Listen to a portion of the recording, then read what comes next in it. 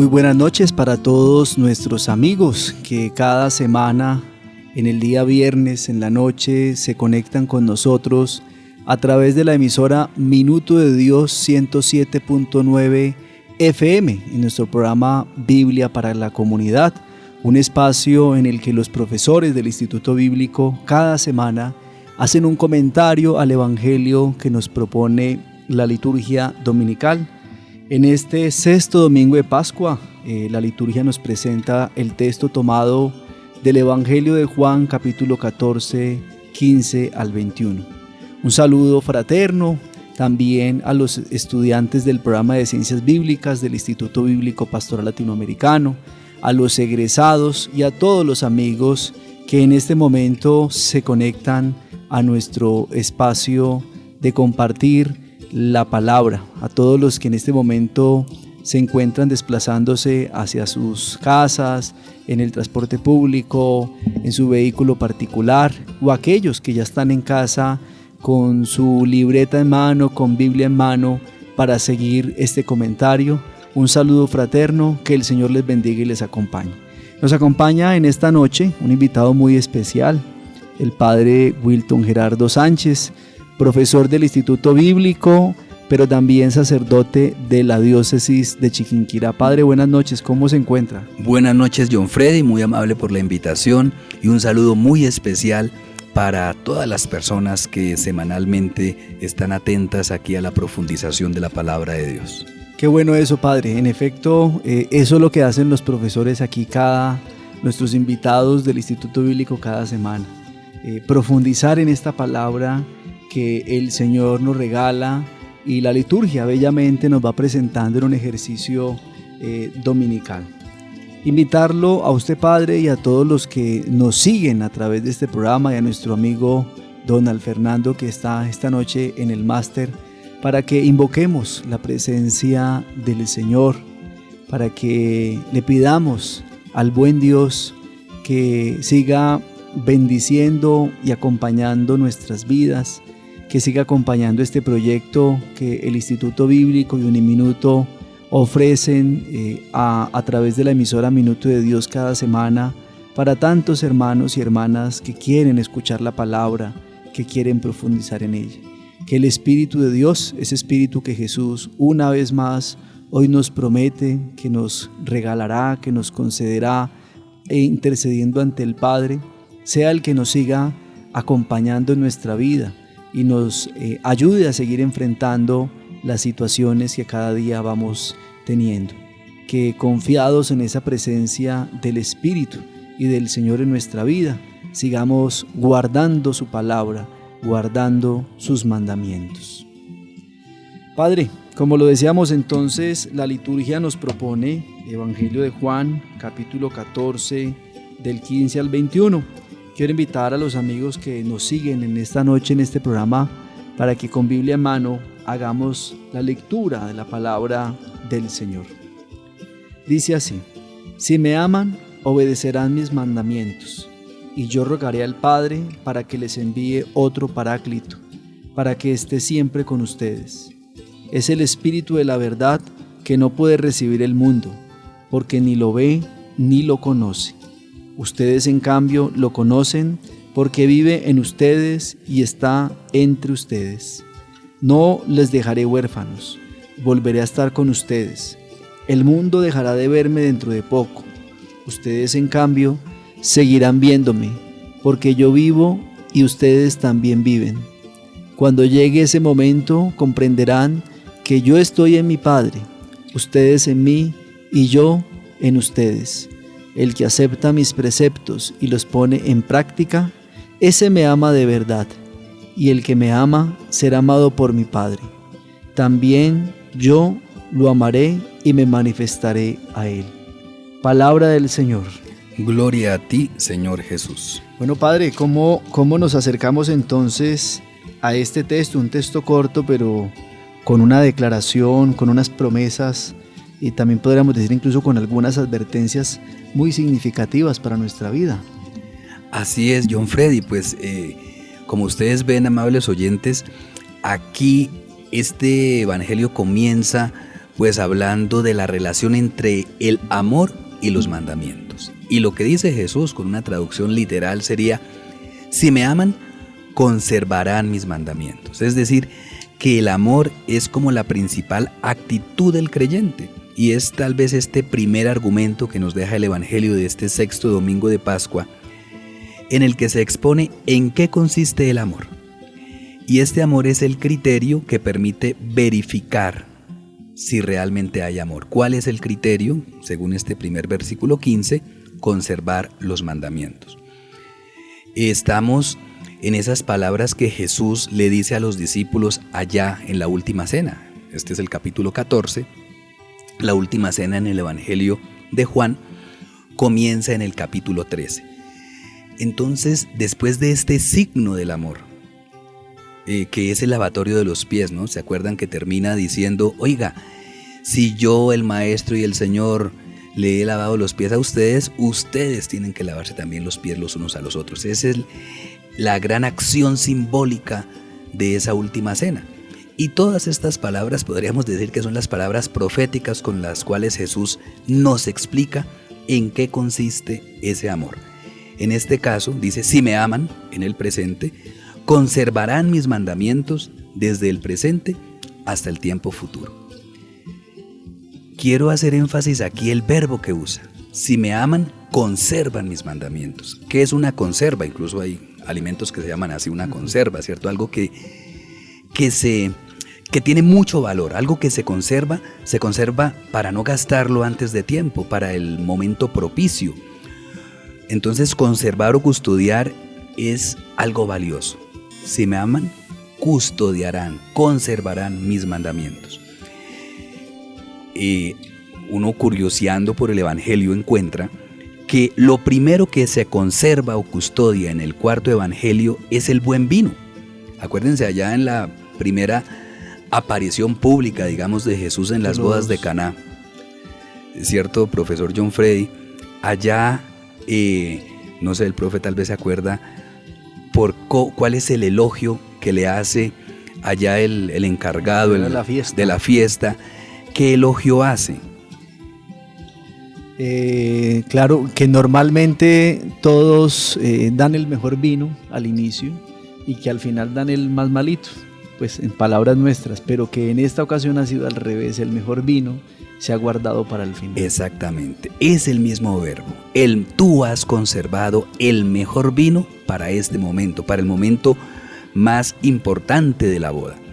También ustedes se acuerdan, este versículo que nos recordó John Freddy es el 2:10, también se conserva el buen perfume. ¿Se acuerdan en la unción de Betania, allá en el capítulo 12, con la cual se culmina la primera parte del Evangelio?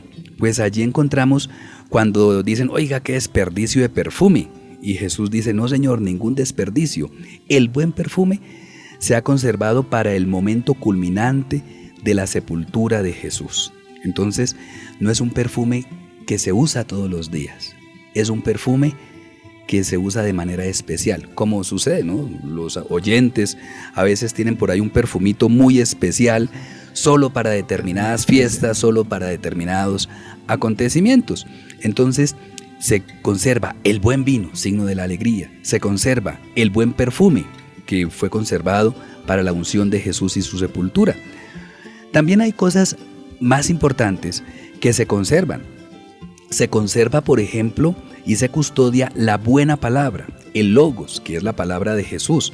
Así tenemos muchos versículos, y pues los que tienen ahí su Biblia pueden buscar en el capítulo 8, versículos 51, 52, en el capítulo 14, versículos 23, 24 o 17, 6. En todos esos lugares nos ve cómo hay que custodiar la palabra de Jesús, porque es muy valiosa. Es más, esa palabra de Jesús muchas veces se equivale a sus mandamientos, como ocurre precisamente en este versículo que estamos analizando, o como ocurre también en el capítulo 15, versículo 10.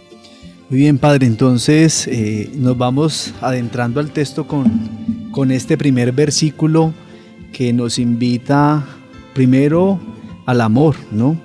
Pero esa palabra, bueno, aquí mi Biblia dice: obedecerán mis mandamientos. Me gusta más conservarán o conservar mis mandamientos. Y me ponía a pensar, Padre, en que ese ejercicio de conservar equivale también a custodiar. Y si nos vamos a la raíz de la palabra, ¿sí?, de lo que en este caso sería tereo, estaríamos hablando de que también el custodiar también implica una acción de vigilar. O sea, que no es simplemente recuerden que yo los amé y que ustedes me aman, sino pongan en práctica esto permanentemente, día y noche, porque ese vigilar implica una actitud de estar uno atento todo el tiempo a cuidar este mandamiento del amor. Sí, porque si no, no se conserva. Ahorita me viene en mente, por ejemplo, una almojábana. Si uno la custodia en un cajón, simplemente sin refrigeración, pues queda guardada, pero no queda custodiada porque se pierde su esencia, pierde su naturalidad. Entonces, ¿cómo hacer para que la palabra de Dios no quede solamente guardadita, sino que también se conserve de la mejor manera? Y esto aparece que no solamente hay que guardarla, sino tiene un carácter normativo. Por eso dice, si me aman, guardarán mis mandamientos. Llama a su palabra mandamientos, es decir, no es simplemente una sugerencia, un aviso que está por allí, sino que tiene un carácter que obliga pues al que se considera creyente. Entonces, esto nos permite encontrar que hay una relación muy profunda entre la pertenencia a Jesús, o sea, yo pertenezco a Jesús, sigo a Jesús. Recordemos la paremia del buen pastor, yo conozco a las mías y las mías me conocen a mí, hablando de las ovejas, hablando de los seguidores. Entonces hay relación entre la pertenencia a Jesús y el amor a Él. Porque por eso dice, si me aman a mí, conservarán lo que es mío, mis mandamientos. Incluso aquí podríamos ver en ese carácter normativo que no es ajeno al mundo bíblico. Ya el mundo del Deuteronomio, por allá en el capítulo 6, nos decía, por ejemplo, estos son los mandamientos, preceptos y decretos que el Señor su Dios les mandó aprender y cumplir en la tierra donde van a entrar para tomar en posesión. Es decir, este es el contrato, decía el Deuteronomio. ¿Cuál es el contrato con Jesús? El contrato son sus mandamientos y cómo se refleja a través del amor. ¿Cómo evidenciaba un judío que pertenecía al pueblo de Israel cumpliendo esos mandatos, esos preceptos y esos decretos? ¿Cómo evidencia alguien que es creyente, que es cristiano, amando, cumpliendo los mandamientos de Jesús? O sea que en ese sentido, Padre, uno podría decir que el amor es la principal actitud de un cristiano. O sea, un cristiano sin amor, pero no un amor solamente de palabra, porque el ejemplo que usted ponía, muy bueno y muy interesante, a esta hora de la noche una almojabanita que se guarda, pero no se custodia, no se está pendiente de ella, pues lo más seguro es que se termina perdiendo. Si el amor no se pone en movimiento, no se pone en práctica, pues quedará como un mandamiento de piedra, pero no algo que le traiga sentido a la vida de ese creyente o de esa comunidad que practica ese amor. Sí, John Freddy, eso es como el reto de cada uno de nosotros. ¿Cómo le demostramos a Jesús que realmente lo amamos? Y un poco para terminar esta parte, quisiera mostrar que hay otras cosas en el Evangelio que se custodian, se conservan. Por ejemplo, se custodia la palabra del Padre, no solamente la de Jesús, también se custodia la palabra del Padre. Es más, se custodia la palabra de los propios discípulos, porque Jesús lo dirá más adelante, lo dirá más adelante, en el capítulo 15, versículo 20, si cumplieron mi palabra, cumplirán la de ustedes, conservarán la de ustedes. Es decir, hay una equivalencia donde se conserva la palabra del Padre, se puede conservar la palabra de Jesús, se puede conservar, custodiar la palabra de los discípulos. Es más, Jesús pide al Padre que los custodie también a ellos, ¿no? Allá en la oración del capítulo 17 dice, Santo Padre, custódialos en tu nombre. Así como él mismo demuestra que también dice, así que yo también ya los guardé, ya los custodié, ya los cuidé. Dice, yo los custodiaba en tu nombre, 17:12. Y precisamente en ese mismo capítulo 17, Jesús va a exponer que eso no implica quitarlos del mundo, ¿no? O sea, para protegerlos, para custodiarlos, apartarlos del mundo. Dice, no es custodiarlos, quitarlos del mundo, sino custodiarlos, preservarlos del mal. ¿Qué caracteriza el mal? Las acciones de quienes rechazan a Jesús, como se percibe en el capítulo 3, versículo 19, o en el capítulo 7, versículo 7. ¿Cómo hacer eso? Es un reto, ¿no? Porque dice, estamos en el mundo, pero no pertenecemos al mundo. O lo dice Jesús, no somos del mundo, no son del mundo. ¿Cómo custodiar la palabra? Conservarla, que no se pierda, pero sin quitarla de su ambiente, de la comunidad, de la iglesia, de la sociedad. Es un reto que nos plantea este inicio del Evangelio de este domingo. Yo creo que es interesante, Padre, en ese contexto destacar que el amor es la principal actitud o virtud del creyente, del cristiano, porque nos indica entonces que se trata de custodiar el amor. En síntesis, no sé si podríamos decirlo, a lo que Jesús nos invita es a custodiar el amor hacia el otro, el amor a la comunidad, y no de pronto custodiar cosas que a veces nos caemos o ideas, caemos en esa custodia o en ese cuidado más de ideas, de cosas, que de las personas, que de la comunidad misma, con sus necesidades y demás, que es la que estará necesitando que ese amor se haga real y se haga efectivo. Creo que hay un primer llamado interesante, ¿no? Sí, podríamos resumirlo así o ver una equivalencia precisamente entre el amor y los mandamientos. Por un lado, ¿cómo se demuestra el amor? Es que el amor se demuestra en los mandamientos. ¿Pero cuáles mandamientos? La palabra de Jesús. Esos son sus mandamientos. Cada una de las palabras que hace Jesús y que son integrales. No solamente en las que dice, oiga, ámense los unos a los otros, sino también palabras de ánimo donde dice, oiga, ya no los llamo siervos, a ustedes los llamo amigos. Esas palabras son las de Jesús. No tenemos que ignorar también, porque hay personas que por ahí les gustan solamente las palabras de Jesús donde nos habla del infierno, de la condenación. No, vea, palabra de Jesús. No he venido a juzgar al mundo, sino para que el mundo se salve por medio de él. Todas las palabras de Jesús. Es una manera, digamos la manera joánica, al equivalente de los sinópticos donde dice, no pasará ni una coma de la ley sin que se cumpla. Es decir, hay que cumplir todo el mensaje de Jesús de manera integral, que podemos resumir precisamente también en todas los pormenores y lo que significa amar de verdad. No, muy bien, Padre. Yo creo que, y pensaba incluso también en otras frases, en otras invitaciones, yo soy la luz, yo soy la verdad, yo soy el camino. Creo que eso también haría parte de ese elenco de palabras de Jesús y al mismo tiempo de los mandatos que nos invita a cumplir. Padre, dice el verso 16, aunque se va a desarrollar en el verso 16, 17 en adelante, la promesa del Paráclito. ¿Cuál es el papel entonces en ese contexto del amor del Paráclito, del defensor, del abogado, del espíritu de la verdad, como lo va a decir el mismo texto? Sí, efectivamente, recordemos el texto, dice, yo rogaré al Padre que les dará otro abogado, pongamos esa traducción, Paráclito, abogado, para que esté con ustedes para siempre. Ese es un poco, no sabemos, Parácletos, el que habla en favor de alguien, que normalmente en un juicio, pues es el abogado el que habla en favor nuestro ante el juez. Ese es el Paráclito, el abogado. Y entonces es el segundo argumento que nos presenta aquí este texto. Efectivamente, antes de este versículo 16 no había aparecido por ninguna parte la palabra Paráclito o abogado en el Evangelio. Entonces es una manera de llamar al Espíritu Santo. Y esto es exclusivo del cuarto Evangelio. Al Espíritu Santo se le puede denominar de otras maneras, pero solo el cuarto Evangelio le dice Paráclito.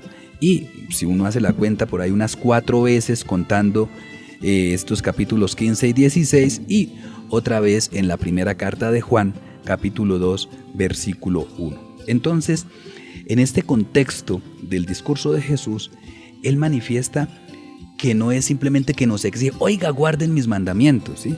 Pedir, sino que también anima a los discípulos y nos anima a nosotros con la presencia de este Paráclito, del cual sigue hablando más adelante, como ya nos anticipaba efectivamente John Freddy, diciendo es que es el Espíritu de la verdad, el cual el mundo no puede recibir porque no lo ve ni lo conoce. Ustedes, en cambio, lo conocen porque Él permanece con ustedes y estará en ustedes. Entonces, introduce, les enviará el Paráclito y después revela quién es, el Espíritu de la verdad.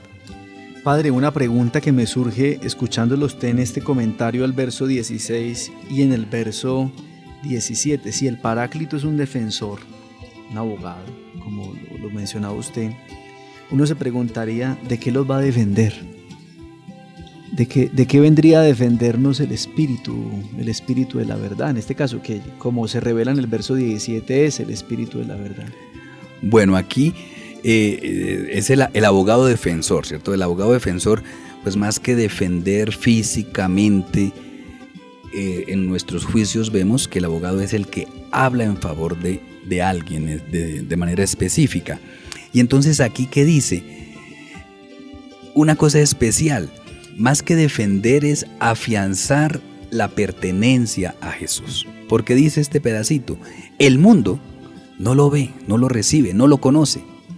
El mundo no es el mundo en general, no es el cosmos, las estrellas, el sol, no. El mundo en el Evangelio de Juan casi siempre es todo aquello que rechaza a Jesús.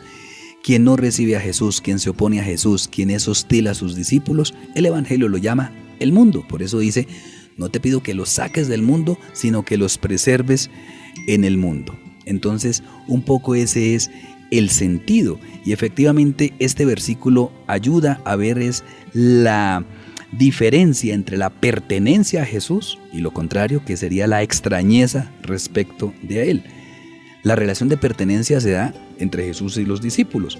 A semejanza, veíamos como aquella que ocurre entre el pastor y las ovejas, y así como hay esa relación entre Jesús y sus ovejas y sus discípulos, pues lo mismo pasa, John Freddy, entre el Espíritu y los discípulos.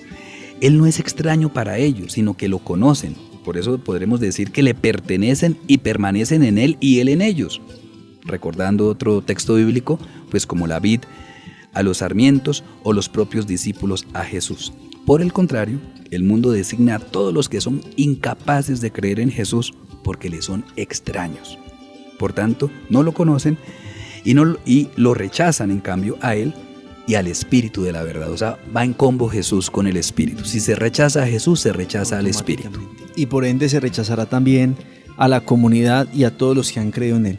Padre, vamos a hacer una pausita, un momento, y ya volvemos con este comentario al verso, a nuestro texto de hoy, y en especial en este verso 16-17 en el que nos encontramos.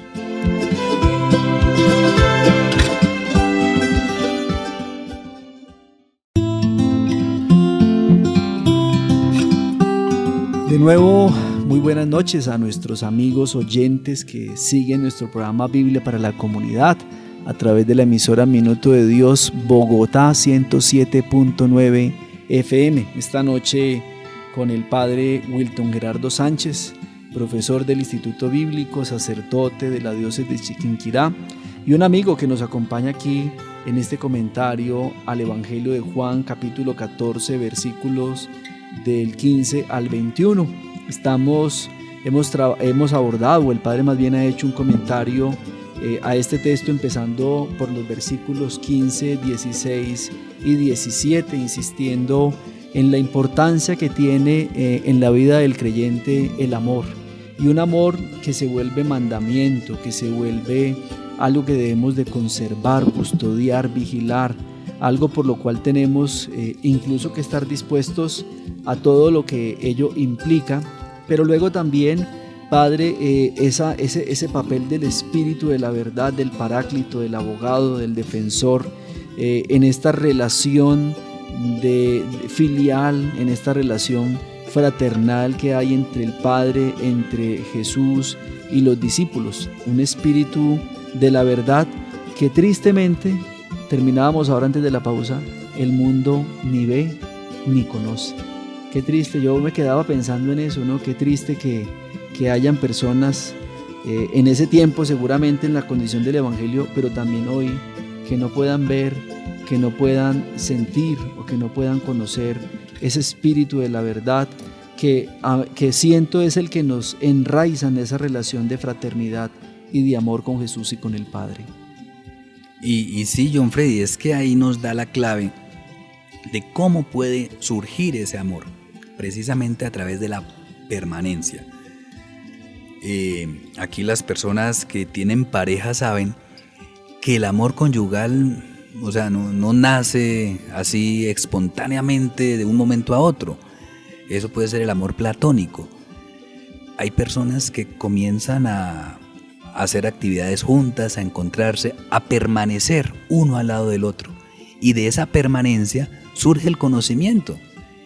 Y a raíz de eso, poco a poco va surgiendo el amor. Así como ninguno de ustedes ama a alguien con el cual no tienen ninguna relación, pues ¿cómo podemos amar al Espíritu de verdad si no estuviéramos en relación con el Espíritu?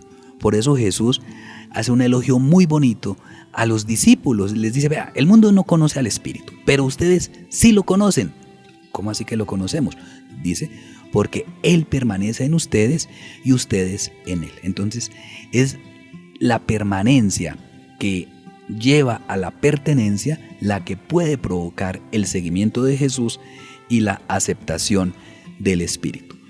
En el presente y en el futuro, porque Él dice, Él permanece con ustedes, decía antes de la pausa, como la vid permanece, los sarmientos en la vid, etcétera, o los discípulos en Jesús.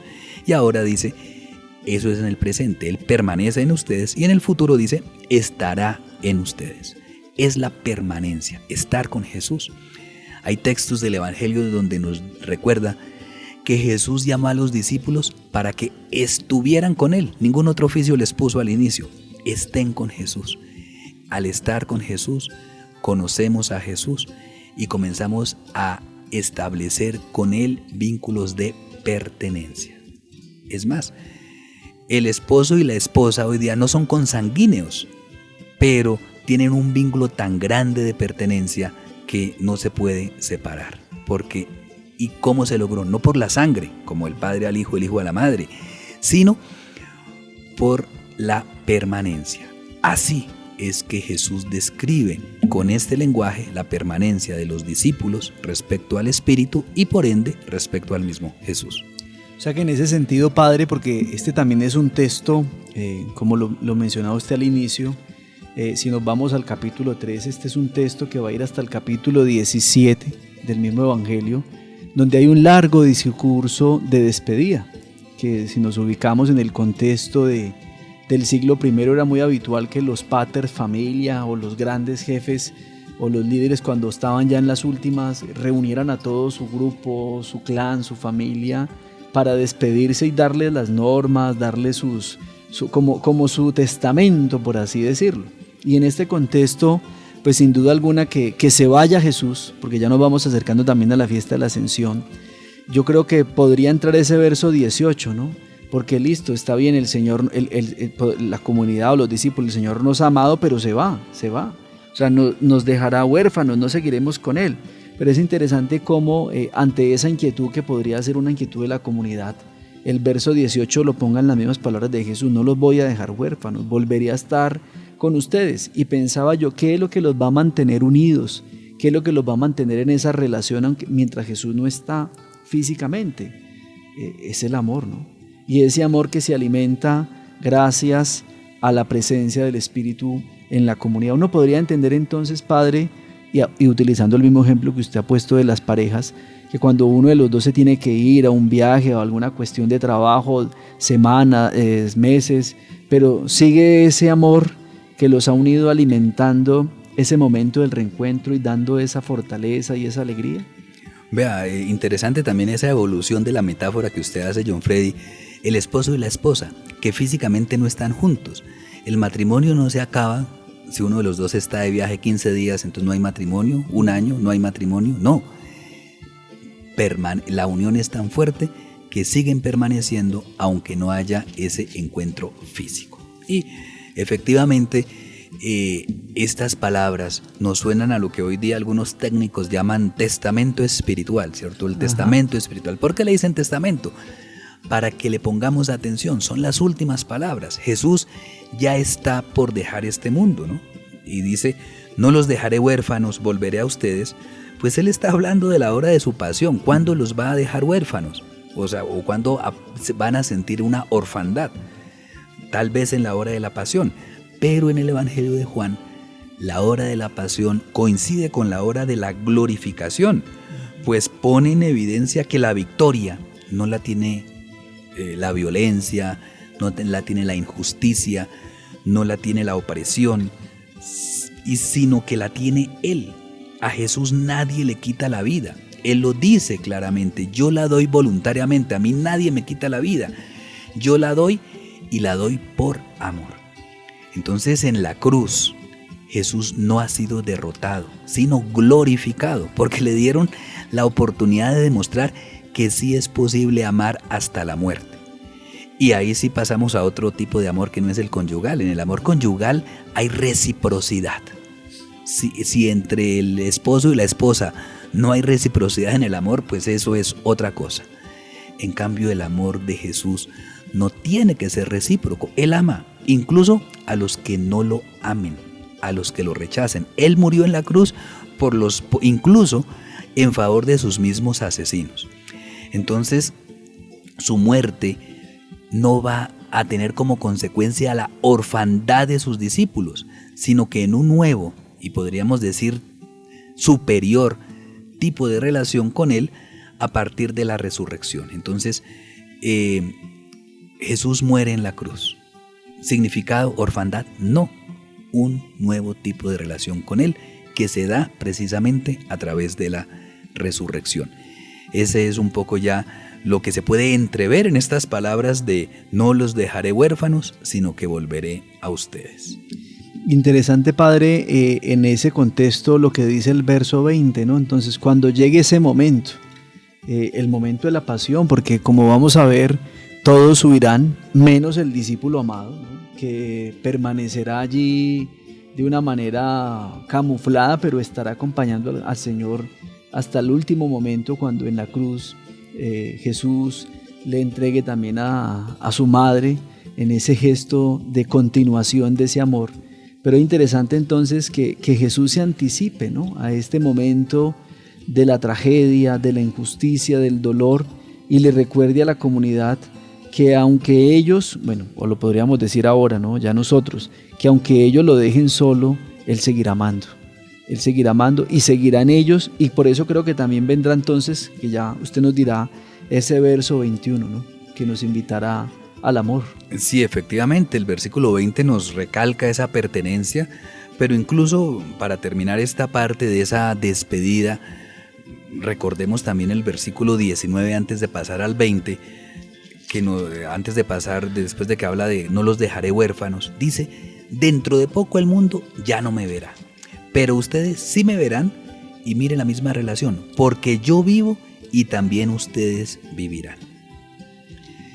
Algo parecido se había afirmado en la fiesta de las tiendas, en la que ya los judíos habían querido agarrarlo para matarlo, pero dice, no habían podido, dice, porque no había llegado su hora, por allá el capítulo 8. Allí Él les había dicho también unas palabras muy parecidas. Aquí dice, el mundo ya no me verá, pero ustedes sí me verán. Y allá decía, donde yo voy, ustedes no pueden venir. Acuérdense que los judíos decían, ¿será que se va a matar? Que donde yo voy ustedes no pueden venir. Entonces dice, ¿será que se piensa matar? Y por eso dice, donde voy yo ustedes no pueden ir. Entonces ahí lo habían malinterpretado. Dice los judíos. Aquí no son los judíos, y ojo, porque a veces nosotros estamos a veces acostumbrados a hablar mal de los judíos. Cuando el Evangelio habla de los judíos, no es los judíos, no es el señor ahí del almacén, el comerciante, el prestamista, el que desarrolla. De a pie. Exactamente. No son los judíos que donaron un dinero, incluso acá hace muchos decenios, para el minuto de Dios. Los judíos en el Evangelio de Juan son las autoridades judías hostiles a Jesús. Porque hay autoridades judías que no fueron hostiles a Jesús. Ejemplo, Nicodemo, que era uno de los principales. Cuando el Evangelio quiere referirse a las autoridades judías hostiles que persiguen a Jesús, les dice los judíos. Entonces no son todos los judíos, son ellos los que realmente lo persigan.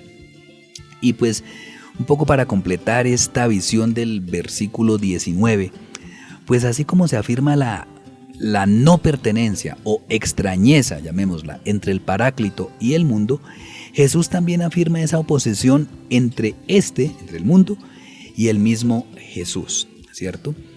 El Padre que me envió ha dado testimonio de mí, pero ustedes nunca han escuchado su voz ni han visto su rostro. Es decir, no hay comunión, no hay pertenencia entre los judíos, autoridades judías, y Jesús y el Padre. No han visto su rostro, no han escuchado su voz. Podríamos decir que lo que se designa como el mundo ni ha tenido ni tendrá una experiencia profunda de Jesús. Por eso dice, no lo verá. El ver a Jesús es tener una experiencia profunda de Él. Por el contrario, los discípulos sí lo ven, porque le pertenecen y pueden creer en Él, como dice el final del Evangelio, para que creyendo tengan vida en su nombre y pues así tengan esa vida prometida. Entonces, porque yo vivo, vosotros también viviréis. Si quiere, recordemos, John Freddy, el versículo 20 para continuar entonces y ya ir finalizando, creo, ¿no? Sí, nos quedarían 2 versículos. Dice, el 20, cuando llegue ese momento, hablábamos el momento de la pasión, que será el momento también del abandono, de la huida, algo muy natural también, y seguramente también de gran dolor para la comunidad. Comprenderán que yo estoy en mi Padre, ustedes en mí y yo en ustedes.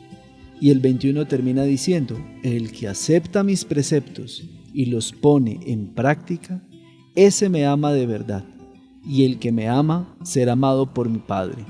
También yo lo amaré y me manifestaré a él.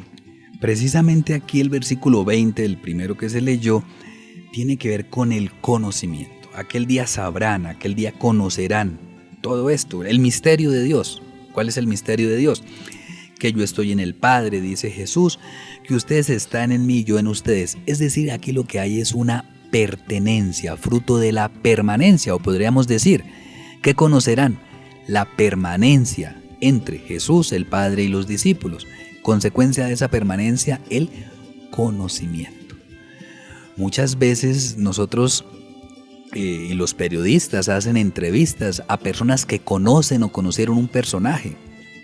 Porque dice, si tuvo contacto con él, conoce algún aspecto de su vida, conoce su pensamiento, conoce su forma de ser, conoce su figura, su perfil, bueno, tantas cosas. Todo eso vuelve aquí Jesús a recalcarlo, esa relación, conocimiento y permanencia y pertenencia. Dice, eso ustedes lo van a tener como un privilegio. Conocerán que ustedes están en mí y yo en ustedes. Entonces, la comprensión del misterio de vida y de amor de Jesús es un privilegio. Lo mismo lo había dicho, por ejemplo, el Evangelio de Mateo, cuando Jesús explica por qué unos no entienden las parábolas. Dicen, no, es que a ustedes se les concedió, a ustedes discípulos, a ustedes que están conmigo, a ustedes se les concedió conocer los misterios del reino de los cielos. Es un privilegio, pero es un privilegio que se puede conseguir, al cual se puede acceder. ¿Cómo? Con la permanencia en Jesús, estando con Jesús, estando con su palabra. No, ustedes, amables oyentes, si están escuchando este programa es porque les interesa la palabra de Dios. Cada vez que usted lee el Evangelio, cada vez que usted accede nuevamente a las palabras, a los discursos de Jesús, está haciendo esos pinitos, llamémoslo de alguna manera, para conocer a Jesús. Y el conocimiento, podríamos decir que es feliz consecuencia de esa relación entre Jesús, el Padre y los discípulos. Es una consecuencia afortunada, feliz, bienaventurada, precisamente que tenemos allí. Y un poco ya, ahora sí, ese versículo 21 que también nos leyó el profesor John Freddy, pues nos habla precisamente de de esa nueva relación entre la normatividad del amor y los mandamientos de Jesús. El que tiene mis mandamientos y los custodia, ese es el que me ama. Casi uno podría ver como un plagio, dirían algunos, calcado. El que escucha estas palabras y las pone en práctica, termina el discurso de la montaña en el Evangelio de Mateo. Ese es el hombre prudente, el que tiene mis mandamientos y los custodia. Y ya dijimos en la primera parte del programa que es custodiar, conservar, ¿sí? Es decir, es ponerlos en práctica, pero sin dañarlos, ¿sí? Sin tergiversarlos. Como cualquier elemento que nosotros tenemos, es para usarlo y que no se dañe, para seguirlo usando perpetuamente. Eso es un poco lo que Jesús quiere de nosotros acerca de los mandamientos. Entonces, esto enmarca un poco todo el Evangelio. Este último versículo del Evangelio de este domingo, pues vuelve a hablar de esa relación entre el custodiar los mandamientos y el amor a Jesús. El que tiene mis mandamientos, repetimos, y los custodia, ese es el que me ama, y el que me ama será amado por mi Padre, y yo lo amaré y me manifestaré a él. En esta ocasión podemos ver cómo después de toda esa explicación que Jesús ya nos dio para decir en qué significa custodiar sus mandamientos, entonces no solamente ponía al discípulo, y no solamente dice, es que el discípulo está en relación con Jesús, sino que también el discípulo está en relación con el Padre que ha enviado a Jesús. Por eso será amado por mi Padre. Entonces el punto culminante de la promesa de Jesús no es ni siquiera que Jesús nos ama, sino va mucho más allá. ¿Y cómo puede ser? Pues es el amor al discípulo de parte del Padre y su manifestación a él. Interesante, Padre, entonces, porque lo que nos va mostrando el Evangelio en este cierre es que no se trata solamente de sentirnos amados por Jesús, que eso es muy bueno, ¿no? Que uno diga, es que Jesús me ama, o le dicen a uno que Dios lo ama, y bien, o sea, uno sentirse amado, lee la Biblia y descubre que efectivamente, o confirma que Dios lo ama a uno, en su vida pues las cosas marchan bien, uno se siente amado. Pero el asunto no es tanto, veo yo aquí en el texto, que uno se deje amar y se sienta amado por Jesús, por el Padre, sino que también ese amor hay que ponerlo en práctica, ¿sí? O sea, es interesante porque no se trata solamente de recibir amor, sino también de saberlo dar a los demás, de saber poner ese mandamiento, ese amor recibido en una práctica que sea efectiva, porque creo que el Evangelio no nos invita solamente a dejarnos amar, sino también cómo ese amor nos moviliza a hacer otras cosas. ¿No le parece, Padre? Sí, yo creo que esto anima y puede animar la fe y la vida de tantas personas. Hoy con frecuencia nos sentimos agredidos por la violencia, por la delincuencia, por la inseguridad, por la injusticia, por la pobreza. Qué difícil es sentirse amado por Dios. Y este Evangelio nos dice, oiga, Dios te ama, Jesús te ama. Es más, si tú guardas los mandamientos de Jesús, el Padre te amará. Ese es el amor del Padre, que ama a todos sin distinción. Es el amor universal que se ha hecho realidad y de una manera muy concreta en el amor de Jesús, que muere por nosotros en la cruz. Ahí se manifiesta. Entonces el llamado es a que todos quienes queramos o confesarnos como discípulos de Jesús, pues nos sintamos amados por Él y amados por el Padre, mucho más importante aún que sentirnos amados por Jesús. El Padre y Jesús nos aman. Y en ese sentido, Padre, creo que también nos queda otro desafío, ¿no? Y es, en efecto, muchas experiencias o situaciones de la vida cotidiana externa nos hacen dudar de ese amor, pero también cómo le damos ese amor o cómo reflejamos ese amor a los demás, a los que están cerca de nosotros, con los que compartimos el día a día en el trabajo. En la casa seguramente puede ser más fácil entre la familia, pero entre los de fuera, con los que nos encontramos, creo que también allí el amor se vuelve una expresión y se vuelve un desafío al mismo tiempo. Qué bueno sería que en todos los espacios donde nosotros nos encontráramos, ese amor pudiera ser una realidad efectiva y no simplemente un discurso, ¿no? Sí, ese es el gran reto que nos queda. Entonces, es un reto, pero no es una mera exigencia, pida de parte de Dios, sino que Dios nos hace su promesa. Si me amas, yo vendré y te amaré.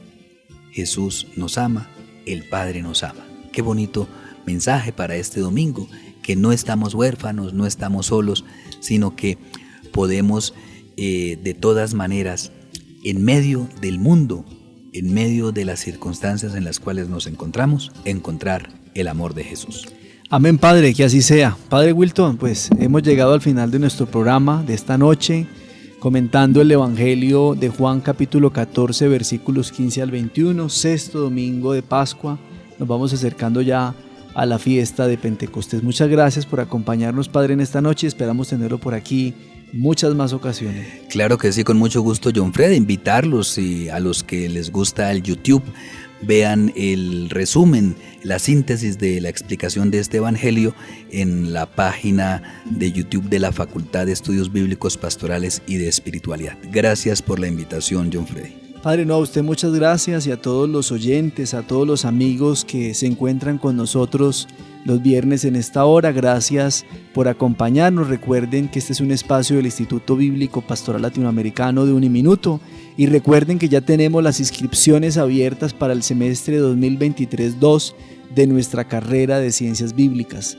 No olviden que este es un programa de formación que tiene como propósito formar biblistas que, conscientes de la realidad actual, de nuestra realidad latinoamericanos, se vuelvan agentes transformadores de la realidad a partir de esa nueva comprensión del texto bíblico. Un abrazo y nos vemos la próxima semana.